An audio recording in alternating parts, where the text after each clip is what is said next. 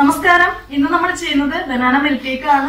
എന്നും പറയുന്ന പോലെ തന്നെ ട്രൈ ചെയ്ത് നോക്കുക. ഇഷ്ടപ്പെട്ടാൽ ലൈക്ക് ചെയ്യുക, കമന്റ് ചെയ്യുക. നമ്മുടെ ബനാന മിൽക്ക് കേക്ക് അല്ലെങ്കിൽ ബനാന മിൽക്ക് പോള എങ്ങനെ ഉണ്ടാക്കുന്നത് നോക്കാം.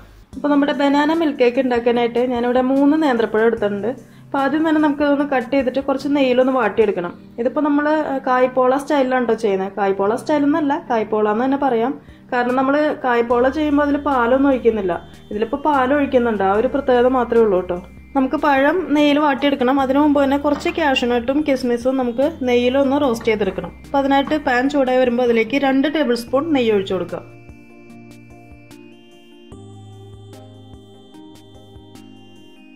നെയ്യ് ചൂടായി വന്നിട്ടുണ്ട്. അതിലേക്ക് നമുക്ക് കാഷ്യൂനട്ട് ഇട്ട് കൊടുക്കാം. അപ്പോൾ കാഷ്യൂനട്ടിന്റെ അളവെന്ന് പറയുമ്പോൾ ഒരു 10-12 എടുത്തിട്ടുണ്ട് കേട്ടോ.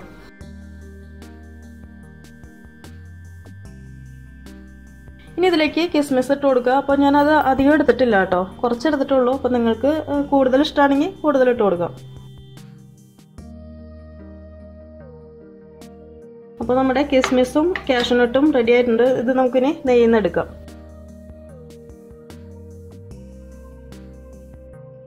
ഇനി ഇതേ നെയ്യിൽ തന്നെ നമുക്ക് ഈ പഴം വാട്ടിയെടുക്കാം. അപ്പോൾ പഴം കട്ട് ചെയ്തെടുക്കുമ്പോൾ നിങ്ങൾ ഇതേ ഒരു വലിപ്പത്തിൽ തന്നെ കട്ട് ചെയ്തെടുക്കാം കേട്ടോ. അതായത് അധികം തിന്നാക്കി എടുക്കണം. നമ്മൾ ഈ ചിപ്സിനൊക്കെ കട്ട് ചെയ്തെടുക്കില്ല, അതുപോലെ എടുക്കണ്ട.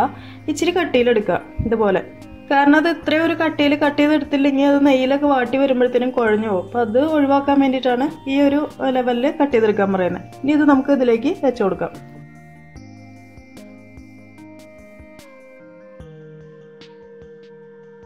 അപ്പോൾ അതായത് നമ്മുടെ പഴമെല്ലാം ഫ്രൈ ചെയ്യാനായിട്ട് വെച്ചിട്ടുണ്ട്. ഞാനിപ്പോൾ 3 പഴം പറഞ്ഞിട്ടുണ്ടായിരുന്നു. അതിൽ 2 പഴം ഞാനിപ്പോൾ ഫ്രൈ ചെയ്യാനായിട്ട് വെച്ചിട്ടുള്ളൂ കേട്ടോ. ഈ 2 പഴം നമുക്ക് ബാറ്ററിൽ മിക്സ് ചെയ്തെടുക്കാനായിട്ടുള്ളതാണ് കേട്ടോ. 3ാമത്തെ പഴം ഇതുപോലെ തന്നെ ഫ്രൈ ചെയ്തെടുക്കുക. എന്നിട്ട് നമുക്ക് ലാസ്റ്റ് ഇതിന് മുകളിലായിട്ട് സെറ്റ് ചെയ്ത് വെക്കാനായിട്ടുള്ളതാണ്. ഇനി ഇത് ഓരോ സൈഡ് ആവുമ്പോൾ തിരിച്ചിട്ട് കൊടുക്കുക.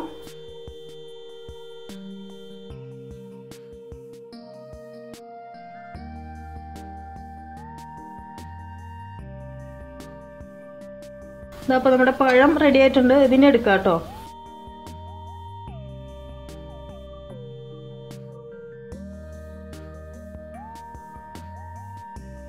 ഈ ഒരു പഴം ഞാൻ ഇതുപോലെ കട്ട് ചെയ്തെടുത്തേക്കുന്നത്. നേരത്തെ നമ്മൾ ഫ്രൈ ചെയ്ത പോലെ തന്നെ ഇതും ഫ്രൈ ചെയ്തെടുക്കുക. എന്നിട്ട് ഇതൊന്ന് മാറ്റി വയ്ക്കുക. ഇത് ഫ്രൈ ചെയ്തെടുക്കുമ്പോൾ അധികം അങ്ങോട്ട് റെഡ് കളർ ആവാനായിട്ട് നിൽക്കണ്ട കേട്ടോ. ചെറുതായിട്ടൊന്ന് വാടി കിട്ടിയാൽ മതി.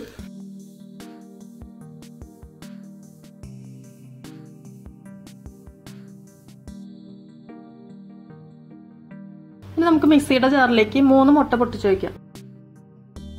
1/4 കപ്പ് പാലൊഴിച്ചു കൊടുക്കുക. 1/4 കപ്പ് പഞ്ചസാര, 1/4 ടീസ്പൂൺ ഏലക്കാപ്പൊടി, ഇതിലേക്ക് ഒരു നുള്ളു ഉപ്പും കൂടി ഇടുക കേട്ടോ. ഇത് നന്നായിട്ട് മിക്സിയിൽ അടിച്ചെടുത്തിട്ടുണ്ട്. ഇനി നമ്മളിത് നേരത്തെ ഫ്രൈ ചെയ്ത് വെച്ചിരിക്കുന്ന പഴത്തിലേക്ക് ചേർത്ത് കൊടുക്കുക. അതിൻ്റെ കൂടെ തന്നെ നമ്മൾ നേരത്തെ ഫ്രൈ ചെയ്ത് വെച്ചിരിക്കുന്ന കാഷ്യൂനട്ടും കിസ്മിസും ചേർത്ത് കൊടുക്കുക. നന്നായിട്ടൊന്ന് മിക്സ് ചെയ്തെടുക്കുക. ഇനിയിപ്പോൾ നമ്മൾ കഴിഞ്ഞ ദിവസം ചെയ്ത പോലെ തന്നെ ആദ്യം ഒരു പഴയ പാൻ വെച്ച് കൊടുക്കുക. നന്നായിട്ടൊന്ന് ചൂടാക്കുക. എന്നിട്ട് നമുക്ക് സോസ് പാൻ ഇതിന് മുകളിലായിട്ട് വെച്ച് കൊടുക്കുക. ഇതിലേക്ക് നമുക്ക് 1 ടീസ്പൂൺ നെയ്യ് ഒഴിച്ചു കൊടുക്കാം കേട്ടോ.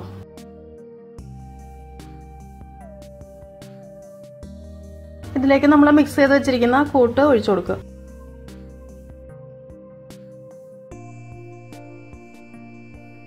ഇനി ഇത് അടച്ചു വെക്കുക. എന്നിട്ട് തീ ലോ ഫ്ലെയിമിലേക്ക് മാറ്റുക. എന്നിട്ട് ഒരു 15 മിനിറ്റ് ഒന്ന് കുക്ക് ചെയ്തെടുക്കുക. ഒരു 15 മിനിറ്റ് ആയിട്ടുണ്ട് കേട്ടോ. നമ്മൾ പറഞ്ഞ സമയമായി, പക്ഷേ സെൻറ്ററിലൊന്നും ആയിട്ടില്ല. ഇത് സെൻറ്ററിൽ ചെറുതായിട്ടൊന്നും കൂടെ ഒന്ന് കുക്ക് ആവാനായിട്ടുണ്ട്. ഈ ഒരു സമയത്ത് നമുക്ക് നേരത്തെ ഞാൻ മാറ്റി വയ്ക്കാൻ പറഞ്ഞില്ലേ ഒരു പഴം ഫ്രൈ ചെയ്തത്, അത് ഇതിന് മുകളിലായിട്ട് വെച്ച് കൊടുക്കാം.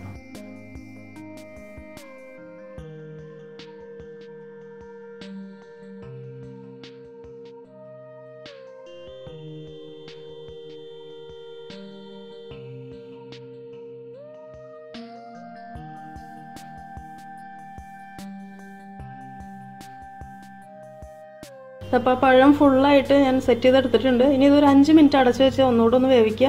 അതിനുശേഷം ഒരു പാനിലേക്ക് തിരിച്ചിട്ട് കൊടുക്കാം. അപ്പോൾ 5 മിനിറ്റ് ആയിട്ടുണ്ട്. ഇനി നമുക്ക് ഇതൊരു പാനിലേക്ക് തിരിച്ചിട്ട് കൊടുക്കാം.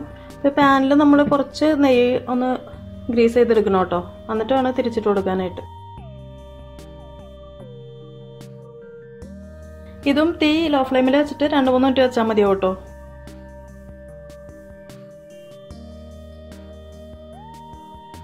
അപ്പോൾ നമ്മുടെ ബനാന മിൽക്ക് കേക്ക് അല്ലെങ്കിൽ ബനാന മിൽക്ക് പോള റെഡി ആയിട്ടുണ്ട്. ഇഷ്ടമായെന്ന് വിചാരിക്കുന്നു. അപ്പോൾ ട്രൈ ചെയ്ത് നോക്കുക. ഇഷ്ടമായെങ്കിൽ ലൈക്ക് ചെയ്യുക, കമൻറ്റ് ചെയ്യുക. അപ്പോൾ അടുത്ത ദിവസം കാണാം. താങ്ക്